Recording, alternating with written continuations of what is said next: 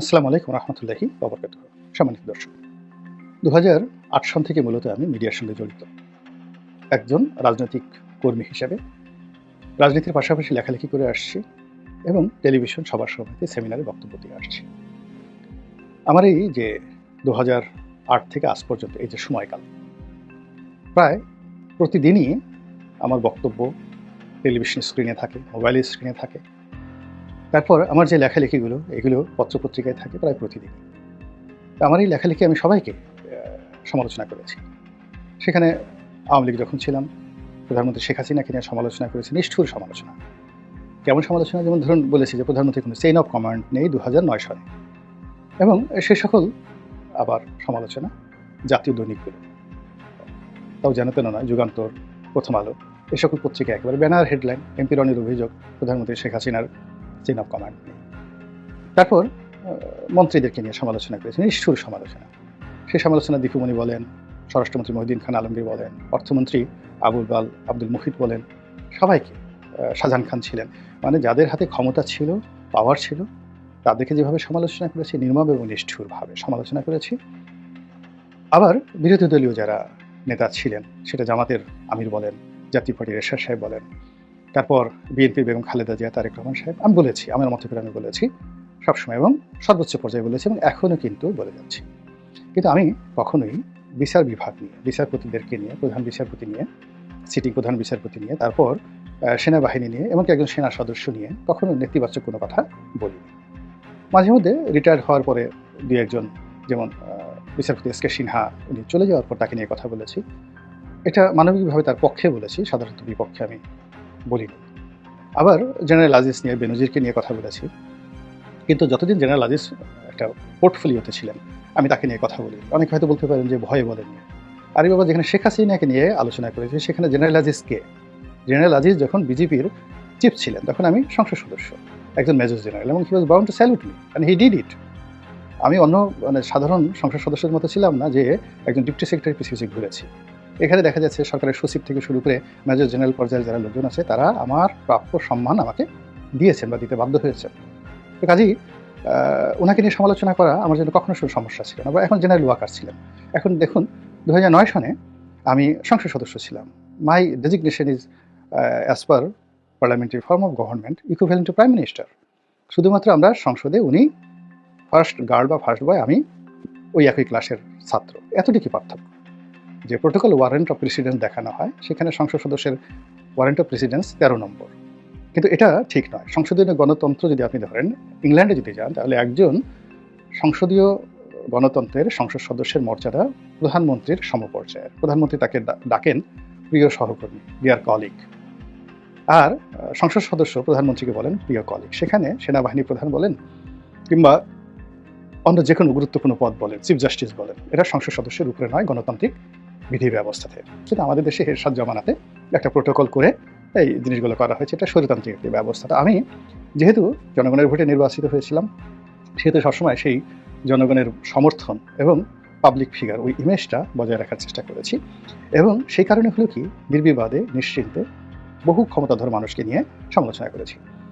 শেখ হাসিনা মাননীয় প্রধানমন্ত্রীর দুজন সচিব, একেবারে ব্যক্তিগত সচিব, এবং আপনি জানেন যে সচিবালয়ের প্রধানমন্ত্রীর সচিবের চেয়ে পাওয়ারফুল সচিব আর নেই। এমনকি প্রধানমন্ত্রীর মুখ্য সচিবের চাইতেও প্রধানমন্ত্রীর যে ব্যক্তিগত সচিব যিনি হন, তার ক্ষমতা বেশি থাকে। দুইজন সচিব সম্পর্কে আমি বাংলাদেশ প্রতিদিন পত্রিকাতে, তারা যখন সিটিং সচিব আর আমি যখন সিটিং এমপি, তাদের বিরুদ্ধে লিখেছি, তাদের দুর্নীতি নিয়ে লিখেছি। এবং লেখার ফলে এই দুজন সচিবকেই প্রধানমন্ত্রীর কার্যালয় ছাড়তে হয়েছে। কথাগুলো বললাম এই কারণে যে সেনাপ্রধানকে নিয়ে, সেনাবাহিনীকে নিয়ে কথা বলা আমার জন্য দুর্বলতা কোনো লক্ষণ নয়। আমি কেন বলিনি এই কারণে যে বিচার বিভাগ এবং সেনাবাহিনী দুটো বাংলাদেশের খুবই গুরুত্বপূর্ণ, সেন্সিটিভ, স্পর্শকাতর। এই দুটো জায়গা নিয়ে সবারই সতর্ক হওয়া উচিত কথা বলতে গেলে। তো এই কারণে আমি অনেক অভ্যন্তরীণ বিষয়াদি জানা সত্ত্বেও তাদেরকে নিয়ে ভিডিও কখনো করি না এবং করবও না। কিন্তু আজকের এই ভিডিওতে আমার কাছে মনে হচ্ছে যে এই সেনাবাহিনী নিয়ে কিছু কথা বলার দরকার আছে। কেন? এখন সেনাবাহিনী সারা বাংলাদেশে ডিপ্লয় করা আছে। তারা পুলিশকে সহযোগিতা করছে, ছিনতাইকারী ধরছে, বিভিন্ন জায়গাতে দৌড়াদৌড়ি করছে, লাঠি দিয়ে পিটাচ্ছে। তারপরে আমরা বিভিন্ন ভিডিও ফুটেজে দেখতে পাচ্ছি যে তারা বিভিন্ন মানুষকে শাস্তি দিচ্ছে, লোকজন দৌড়াচ্ছে। এরপর দুর্ঘটনার মধ্যে যেটা দেখতে পাচ্ছি, যে সেনাবাহিনীর সঙ্গে জনগণ সরাসরি তর্ক বিতর্কে জড়াচ্ছে, অনেকের গালাগাল দিচ্ছে, মানে সেনাবাহিনীর সদস্যদেরকে গালাগাল দিচ্ছে, এবং সেনাবাহিনীর সদস্যদের উপর এসিড নিক্ষেপ করা হয়েছে। আর যে সকল দুর্নাম বদনাম এই অল্প সময়ের মধ্যে ছড়িয়ে পড়েছে, যে মাঠে যারা দায়িত্বরত আছেন তাদের অনেকের বিরুদ্ধে গুরুতর অভিযোগ চলে এসেছে, এবং সে সকল অভিযোগ ডিসিপ্লিনারি গ্রাউন্ড, দেখা গেল যে তাদের কথা শুনেনি পুলিশ, তারা গিয়ে থানায় তাফালিং গিয়ে করে আসছে। তারা তাদের কথা শুনেনি বা তাদের সঙ্গে মতদ্বৈততা হয়েছে, এই জন্য পুলিশ কর্মকর্তাদের সঙ্গে তারা সরাসরি কন্ট্রাডিকশন অ্যান্ড কনফ্লিক্টে চলে গেছে। ফলে পুলিশকে সহযোগিতা করার নামে তাদেরকে যে মাঠে রাখা হয়েছে, এটি পুলিশের মধ্যে আরও প্যানিক সৃষ্টি করেছে। এগুলো এক। 2 নম্বর হলো আর্থিক যে দুর্নীতি, সেই দুর্নীতি নিয়েও প্রচুর কথাবার্তা হচ্ছে। 3 নম্বর হলো যে র্যাঙ্ক ব্যাজধারী বেশ কয়েকজন কর্মকর্তা, এটার আমি বললাম না, ব্রিগেডিয়ার সম পর্যায়ের কর্মকর্তার সম্পর্কে যে অভিযোগ আসছে, যে অভিযোগ মানে সাধারণত পুলিশের বিরুদ্ধে আসে না, এবং অতীতে কখনো সেনাবাহিনীর এই ব্রিগেডিয়ার সমপর্যায়ের কোনো কর্মকর্তার বিরুদ্ধে এই ধরনের অভিযোগ কখনো আসেনি। সামাজিক মাধ্যমে রীতিমতো ভাইরাল এবং অনেক আলাপ আলোচনা হয়েছে যে একজন ব্রিগেডিয়ার পদমর্যাদার কর্মকর্তা এই অপকর্মটি করেছেন, আপনারা গিয়ে দেখে নিন। তো এখন আমি এই সেনাবাহিনী যখন মাঠে ছিল, তাদের ম্যাজিস্ট্রেসি পাওয়ার ছিল না, আমি ওকালতি করেছি যে তাদের যদি মাঠে থাকতে হয় তাদেরকে ম্যাজিস্ট্রেসি পাওয়ার দিতে হবে এবং পরিপূর্ণ ক্ষমতা দিতে হবে। সরকার দিয়েছেন, কিন্তু সেই ম্যাজিস্ট্রেসি পাওয়ার খাটিয়ে তারা এখন পর্যন্ত কোনো উপকার করেছেন বা তেমন কোনো সফলতা দেখিয়েছেন আমি জানি না, আই ডোন্ট নো। এলাকার অনেক লোক অসহায়ভাবে চাঁদাবাজদের দ্বারা বিক্ষুব্ধ হয়ে তাদের কাছে যায়, তারা হা করে তাকিয়ে থাকে এবং তারা কোনো অ্যাকশনে যায় না। ফলে কি হচ্ছে, টেকনাফ থেকে তেঁতুলিয়া পর্যন্ত দিদারসে চাঁদাবাজি হচ্ছে আর তারা শুধু তাকিয়ে তাকিয়ে দেখছে। তো যখন সেনাবাহিনী মাঠে থাকছে তাদেরকে বেতন দিতে হচ্ছে, ভাতা দিতে হচ্ছে, তাদেরকে এর জন্য আলাদা আমাদেরকে পেমেন্ট করতে হচ্ছে, এবং অনেক সেনা সদস্য এই শীতের মধ্যে তাঁবুতে বসে অনেক কষ্ট করছে, কিন্তু আমাদের তো আউটপুট আসছে না। মধ্যখানে সেনাবাহিনী ইমেজ হারাচ্ছে, দ্বিতীয়ত জনগণের কাছে তাদের গ্রহণযোগ্যতা কমে গেছে, এবং আগামীতে যে আমরা এই বাহিনীটিকে ব্যবহার করব, জনগণের যদি একবার ভয় ভেঙে যায়, যেটা 1/11-এর সময় হয়েছিল, ঢাকা বিশ্ববিদ্যালয় থেকে তাদেরকে রীতিমতো তাড়িয়ে দেওয়া হয়েছিল, এবং এই ঘটনাগুলো যদি ঘটতে থাকে একের পর এক ঘটতে থাকে এবং সেই পরিস্থিতি তৈরি হয়ে গেছে, তো কাজেই আমি মনে করি যে এখন সেনাবাহিনীকে মাঠে রাখাটা কোনো অবস্থাতেই সেনা সদস্যদের জন্য এবং সেনা সদরের জন্য, মানে আর্মি হেডকোয়ার্টারের জন্য, এবং এই বাহিনীর যারা সদস্য রয়েছেন, the member of the arm forces, তাদের জন্য কোনো অবস্থাতেই সম্মানজনক হবে না এবং দেশের জন্য কল্যাণকর হবে না।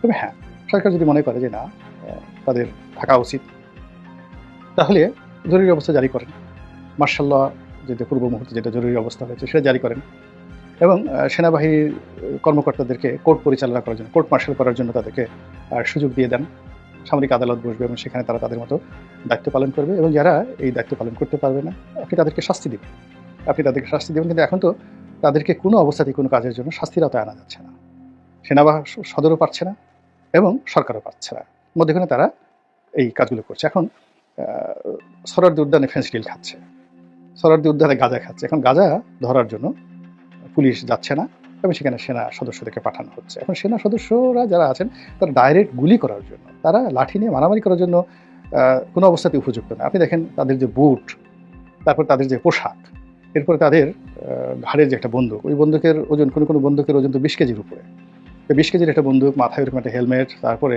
অত 4-5 কেজি ওজনের পায়ে একটা বুট, এগুলো নিয়ে সে একটা অপরাধের পিছনে দৌড়াবে কী করে? এটা কি সম্ভব? এটা সম্ভব নয়। এই কাজের জন্য সেনাবাহিনীকে ট্রেন আপ করা হয় না।